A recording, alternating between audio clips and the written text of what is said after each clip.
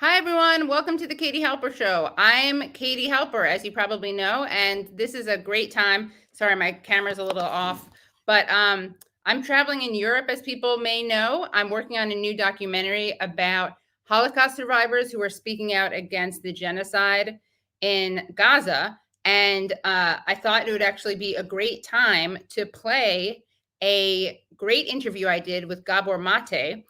Now, I actually did this interview in May 2021, but I only released it on Patreon. I didn't realize that. But yeah, I only released it on Patreon. So I thought it would be a good time to release it now because I'm working on this documentary about Holocaust survivors critical of Israel. And that, of course, includes Gabor Maté. So this is an interview that we did a couple years ago. And sadly, it's just as relevant now as it was then. And what happens is, as you'll see, Gabor and I get cut off. We have to wrap it up early. So tonight we're playing part one of the interview. Part two of the interview will be played next week. Or if you're a Patreon subscriber at patreon.com/The Katie Halper Show, then you can get early access to it this week. So again, you can get early access to part two this week, or you can wait for it next week. Now, my Patreons, we're also going to give you some behind the scenes early access clips and images from my trip here in Europe. Brad and I are in Europe working on this documentary, so we've done some really great stuff so far, and we'll give you little clips of that. Okay, so please like the stream if you haven't already. Please rate and review if you're listening to a podcast. Please subscribe, and to subscribe, you hit subscribe, and then you hit the bell. Also, please become Patreon supporters at patreon.com/The Katie Halper Show. Again, that's patreon.com/The Katie Halper Show. And if you're in Ireland by any chance, please come on out. And there'll be a link to this in the description. Come out to the Katie Halper Show live, a taping of the Katie Halper Show. It's on July 24th at 7 p.m. at the Fumballi Stables. I don't actually know how to say it. Fumballi Stables. So apologies if I'm saying it incorrectly. The show is going to be about the connections between Ireland and Palestine, and it has great guests, including Tag Hickey, who's a great Irish comedian. Also, Asad Abushark, who is a Palestinian academic. He is the representative of the international spokesperson for the Great March of Return. Asad Abushark, also writer and former Republican prisoner and secretary of the Bobby Sands Trust, Danny Morrison. And there'll be musical guests Aziz Abushark and Sean Mulroney. And again, that is at Fumballi Stables. I think that's it. I think we can just start the interview with Gabor Maté. And as people probably know, Gabor Maté is an award-winning and best-selling author and speaker whose work focuses on addiction and trauma. His latest book is The Myth of Normal: Trauma, Illness, and Healing in a Toxic Culture. So, guys, please do enjoy the interview that you're about to watch. And also, we will see you next week with part two. But this is a really, really great interview, if I do say so myself. I mean, it's all because of Gabor, not because of me. So I can say that. Okay. So, Tyler, you're going to play I'm going to disappear. You can kick me out of the stream, and you guys are going to watch this interview. And yes, this is Aaron Maté and Daniel Maté's father, Gabor Maté. And obviously people know Aaron and I co-host Useful Idiots. And Daniel Maté actually covered for me for Monday Morning 2 Mondays ago. And Daniel Maté also and I collaborated on this great music video cover of Nothing's Gonna Stop Us Now about Netanyahu and Joe Biden. So without further ado, please enjoy this really moving and important interview with Gabor Maté. See you guys after. Bye. Hello, everyone. Welcome to and it's in Dublin, and writer. So honored to talk to you. Trauma, illness, and healing in a toxic culture. So without any further ado, here is my interview with Gabor Maté. Hello, and how are you? I'm very well, thank you, and it's nice to be with you, Katie. Yeah, you too. Thank you so much, Gabor Maté. So excited to talk to you. So honored to talk to you. You're such a valuable voice on so many subjects. And on this one, you have a really unique, important perspective. Can you talk about your own experience as a Holocaust survivor? I did survive the Holocaust. I was born in January 1944 in Budapest, and I was 2 months old when the Wehrmacht, the German army, occupied Hungary. Hungary, having been an ally of Germany, was going to drop out of the alliance, seeing which way the wind was blowing, and the Germans then um, militarily occupied the country. And Hungarian Jews, until that point, had been spared the genocide. They were discriminated against. My father was in forced labor with the Hungarian army, but there was not the genocidal deportations, which then were about to begin once the Germans came in. So I spent my first year under German occupation, and it was really sort of one of those vagaries of history that my mother and I weren't ourselves deported, just the way it happened. I'm not going to go into the exact historical details, but the point is we survived under Nazism and then under a very fascist anti-Semitic regime, which again started killing Jews in the fall of 1944, when 500,000 Hungarian Jews had been already deported and killed in Auschwitz, including my grandparents. Can you talk about what your mother did to protect you? Well, you can imagine. Here's a story. She after her parents were deported, her breast milk dried up. But Jews couldn't leave their homes until a certain time of the day. And because there was no refrigeration in Hungary in the wintertime, in the summertime, by the time she got to the stores, the milk was already being spoiled. And then we had to move into the ghetto, where the conditions were awful. At some point, for a few days, we lived in a nominally Swiss protected home, where there were 1,000 people living in a building where there might have been comfortable room for 50 or 60. And she finally ended up giving me to a stranger in the street, a Christian woman, begging her to take me to some relatives who were in relative safety in hiding. And so I didn't see her for 5 or 6 weeks until the Russians finally liberated the city from the Germans. So that was my first year of life. And I was sick with dysentery. I was ill. It came close. It was a close call. How old was your mother when she had you? Okay, let's do some figure. Born in 1919, she was 25. She was not yet 25. And at that point, when she got pregnant, there was no occupation. At the time she was pregnant, Hungary was already in the war. The Jewish men were in forced labor. Many of them were taken to Russia with the Hungarian army, where the Hungarian army got wiped out, but disproportionately Jewish men were killed under horrible conditions. So my father was in forced labor all throughout her pregnancy. It was an anti-Semitic, pro-Nazi allied regime that we lived under, and that's how she was pregnant. I've done a lot of research recently on the impact of maternal stress during pregnancy in infants. My mother had jaundice of pregnancy, which is totally stress-related disease. So already in the uterus, I would have got the messages of stress and trauma. So she sees a woman on the street. How does she decide who to? She doesn't decide. She decides that I can't survive another day in that house. And she doesn't know whether she'll survive or not, because the Hungarian fascists were coming to the house and taking Jews down to the Danube and shooting them into the river. So she doesn't know. She sees the Christian woman and says, "Would you please take this baby?" Wow. That's what happened. Did you ever track the Christian woman down? No, no, but there was a story I read recently in a family history written by a cousin of mine, an elder cousin, with whom this Christian woman took me to their place.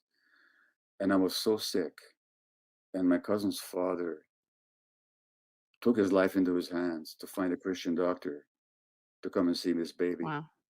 And this Christian woman comes and examines me. They thought I might have tuberculosis. and she examines me. She finds I don't have TB, but I did have severe bronchitis. She gives me medicine.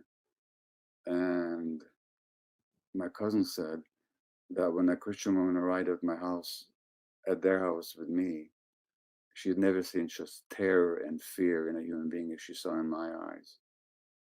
Now, this Christian doctor says to me after she examines me, she says, "My little son, don't worry, you will repay their kindness later on." And Wow. so I'm telling you, from my perspective, talking about the Palestinian issue is one way of repaying the kindness. Can you elaborate on that? Yes, because the lesson of the genocide, the never again, is not a tribal slogan the way I understand it. It has to be about how human beings treat other human beings. Now, some of my Jewish co-religionists or Co-ethnics, cultural, yeah, whatever you want to call it, yeah. it's like, you're never going to do this to us again. But that's not what it means to me.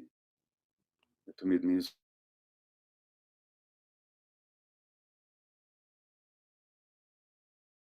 it's not a question of drawing analogies. Nothing can compare it to the genocide and its horror and its deliberate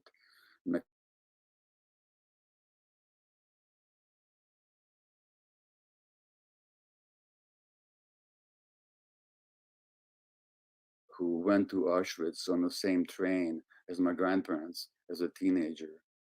And she survived. And she's become a famous psychotherapist and author. And she's 92 now, or 93. And she's still writing books. Wow. She says in one of her books that there's a Hitler in all of us.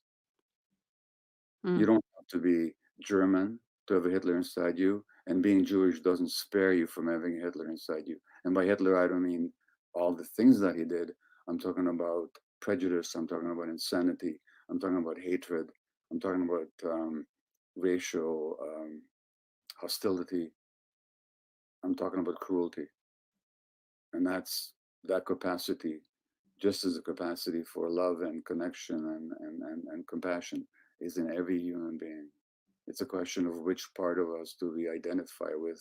In other words, how afraid we are, because it all has to do with fear. Yeah, and this issue is like really crystallizes that. It's very apparent. It's both apparent and not obvious to some people, but it's clearly really about that in many ways. So your mom, does she decide who to give it to? Is it random? I stood on the same spot on the sidewalk where she gave me to this stranger when I visited Budapest. The house is still there. She just went out in the street and saw this woman and says, "Will you please take this baby?" There's nobody to choose. She just looked nice, or she was just there, or She was there and she was not Jewish, so she could leave. So she could leave that area. wow. And so, okay, so she brings you then to your other relatives who are in relatively safer.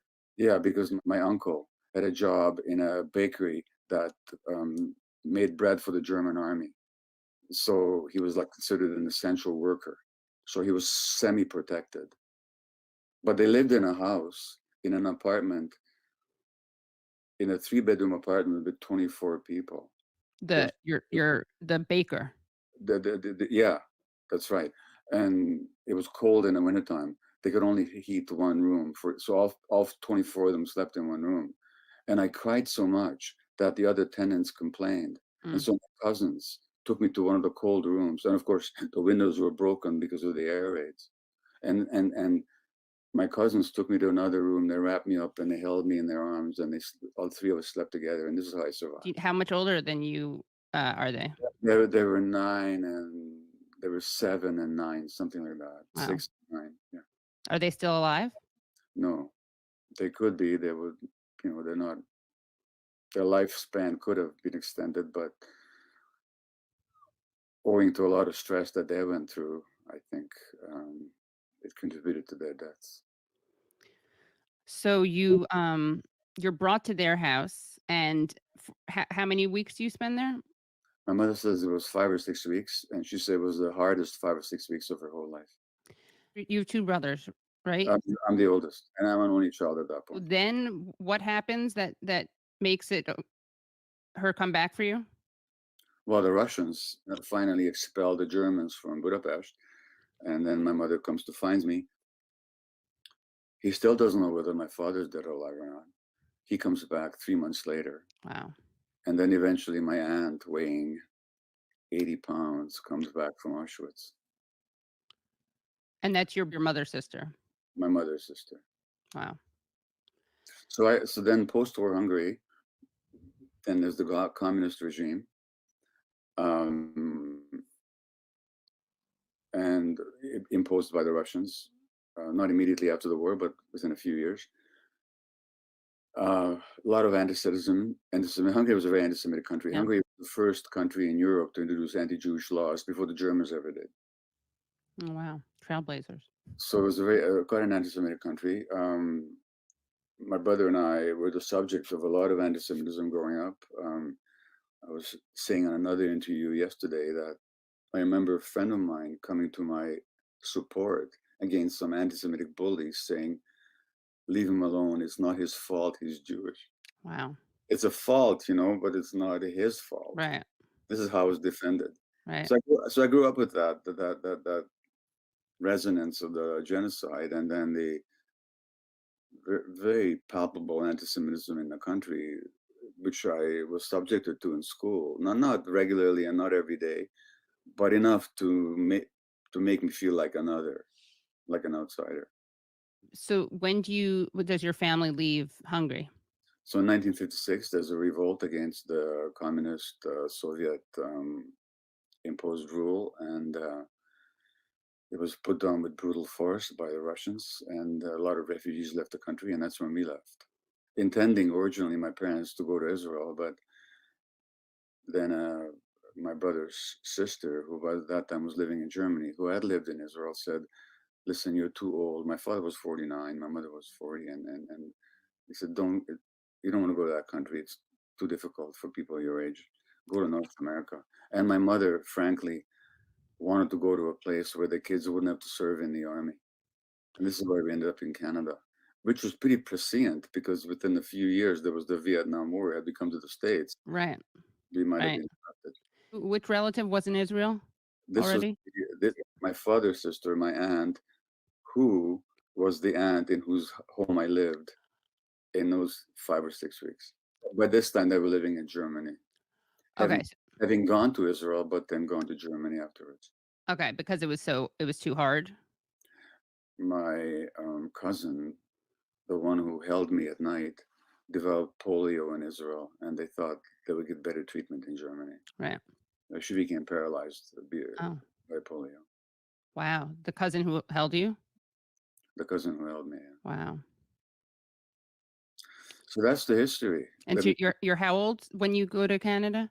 I'm 13 years old, Okay. and then when I'm about 16 or 17 years old, I read this book called, and I'm still ashamed of being Jewish at this point. I mean,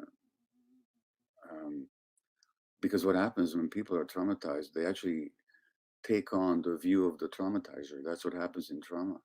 Like with children and abusive parents? Children of abusive parents believe there's something wrong with them. Right.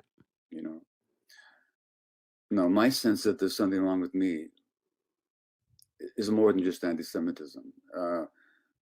It has to do with how stressed my mother was and how terrible, difficult my first year of life was, and a whole lot of other things. But anti-Semitism added to it, Sure. And so then I read this book, Exodus. I don't know if you've ever read Exodus. No, I need to though. By Leon Urus, Urus, yeah. which is basically Zionist propaganda dramatized, and it's these noble Jews against these horrible Arabs, creating the Jewish homeland, recreating the Jewish homeland. He romanticizes the terrorists, whitewashes the Haganah, the Jewish army, completely ignores Palestine's history or Palestinian rights. But me, I was so excited, I was so happy because finally Jews were winning. Right. And Jews were powerful, and Jews were good, and Jews were loyal. And it totally excited me and inspired me. And then I read nothing but Jewish history books for a year or two and Zionist history books, and I became a fervent Zionist. I bought it whole lot, hook, line, and sinker. Now, by the way, it's an interesting comment, but it's an anti-Semitic book, Exodus. You know why? Because No. Leon Urus could not conceive of Jewish heroes unless they looked like Aryans. Mm. So Ari Ben Canaan, the hero of Exodus, is an Aryan-looking Jew Oh, who wow. gets a blonde Jewish or non-Jewish woman as a girlfriend. Oh, wow. And in his other book, Mile 18, which was his ripoff of a much better book on the Warsaw Ghetto called The Wall. But he wrote Mile 18. Again, the hero is, guess what? An Aryan-looking Jew who passes for a non-Jew, who attracts a blonde shiksa, you know. Right. So Urus fundamentally loathed on some level. That's Sure. why he has to compensate for it by developing these superhero Jews, because the ordinary Jew, the vulnerable Jew, is not acceptable to him. Any case, I bought it hook, line, and sinker. Right. And at this point, you didn't, when you're reading that, obviously you don't know they're whitewashing this, they're ignoring that because you don't know about those things, right? I don't nothing. And in your head, when you were imagining this, and I haven't read the book, so I should, but is it that there were no people there or there were There are some people there? How did you envision it? I didn't think about the people there. I just thought about the Jews going back to their homeland, and Right. that we have every right to do that. I didn't think at all about that there was indigenous people there, and the Arabs just showed up as enemies, Right. except those Arabs that collaborated with the Jews, who of course were killed by the other Arabs. And it was just good guy versus bad guy. I did a careful reading of Zionist history, but only from a Zionist point of view. Right. That there were Jews who were non-Zionists right from the beginning of the Zionist movement. I didn't know about that, nor did I read their perspective. That came later. So at that time, it really validated my life. It excited me. I joined the Zionist movement. I was going to emigrate to Israel. It was my dream. It was my ideal. And you know what? I have to say, on a certain level, I'm grateful for it, because it reconciled me to my Jewishness, and Mm. it made me realize I don't have to be ashamed of being Jewish. So it did that for me. And I can understand the identification that other Jews have with that same ideology. Right. And unfortunately, what they don't know is what I found out, is that all this happened at the cost of the dignity and the very lives of another people. And so how do you find that out? What breaks the spell, the kind of Zionist romanticized spell? It was really ironic. Well, for one, two things. First of all, the Vietnam War, the way the media lied about it for years and denied it. And I started wondering, well, by this time I'm how old? 19, 20, 21. And I started wondering, well, how come the same media that lies about Vietnam supports Israel so much? Something's going on here. So that's the first thing. But what specifically happened even before then is that as a Zionist, I was once given the task of preparing a talk on how to counter Arab propaganda on the campuses. So I thought, well, okay, great topic. But if I'm going to present a talk on how to counter Arab propaganda on the campuses, maybe I should find out what the Arab propaganda is. Right. So Useful. I started reading. I found out there's a whole other point of view. And I remember, and then I found out that there were Jews who actually said the same things, who had the same critiques all along, right from the beginning. And I remember I was still a Zionist and I still believed in it, but I presented this talk. My task was to present the talk as if I was an Arab. Wow. So I did. And you can pass physically. Sorry? You can physically pass. I could pass, I yeah. mean, we're all cousins and anyway, but yeah. No, I was dark, and I was Yeah. dark black hair, and Yeah. I looked like a Middle Eastern. In fact, I Yeah. was constantly being mistaken for Arabs and Indians, Right. And so I gave this talk. Zionist friends of mine came up to be enraged afterwards. How can you say these things? I said, look, I'm just doing a job. You told me to present. Right. So anyway, that's how it first began. And then the 67 war happened. And I did the research, and I knew right away that the whole thing was false. That the narrative that the Arabs had been threatening to destroy Israel and so on and attacked Israel, it was propaganda. It wasn't true. The reality was opposite. I could go on at great length about that. So by 67, I'd woken up and I'd researched it deeply. And I wrote an article for the student newspaper about how, this is actually what happened here. I was kicked out of my parents' home. What? I didn't know this. Well, look, my parents being Holocaust survivors, I was betraying the tribe. I was betraying my people. And I became persona non grata in the Jewish community. But, And wow. I said to my father, that it was in your house that I learned to love truth. I can't help it if you don't like the truth that I see. My dad, to his credit, despite what he had gone through in forced labor and what his family had gone through, in his 60s or 70s, I should say, joined a group that I helped to found, called Jews for a Just Peace. Wow. So that's unusual in a man his age. And at this point, you're in your how old are you when you write this article? In my 20s, I was 23 years old. You were living at home? You were in college, but living at home? I was in college living at home. Then I got kicked out. Well, how do they tell you? Do you remember? How did they what? Tell you, like, how do you remember a fight? Do you remember how they informed you that No, my father, just get out of this home. Don't come back. and where'd you go? Well, I stayed with friends. Yeah. Talk about the rootless cosmopolitan. Yeah, the wandering Jew. Yeah, exactly. Another exodus. Um, Or you know what? Maybe I'm misremembering. I think I was already living with some friends, so it's not so much I was kicked out of the house. I was barred from the house. That's what right. happened. Like, don't come back here. Don't come back here. Right. And so were you in touch with your parent? I mean, did you have a rapprochement? Like, how long was this period of Well, look, they love me, and yeah. it lasted a few weeks. So the spell begins to break. What was the organization that wanted you to give this talk? Habonim, the Zionist youth, Habonim, which is a labor Zionist youth movement. Got it. And I was the Vancouver leader of Habonim for a year. Wow. Yeah. Okay. And your parents, what is their view of Israel? Well, as I said, they had the typical Holocaust survivor, here's our salvation point of view. Sure. Right. My mother's father, who died in Auschwitz, was a friend of Vladimir Jabotinsky. Now, Jabotinsky was the founder of revisionist Zionism, which is the forerunner of today's Likud party. And Which is right wing for people who don't know. Yeah, it's yeah, Netanyahu's party. Yeah.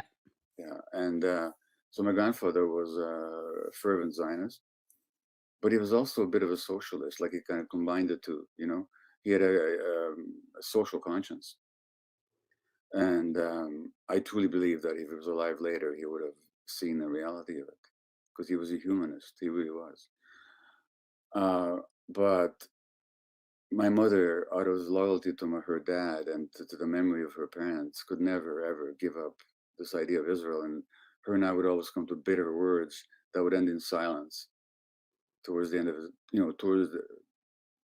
to the end of her life. There was just a conversation that we just couldn't really have for all the love between us.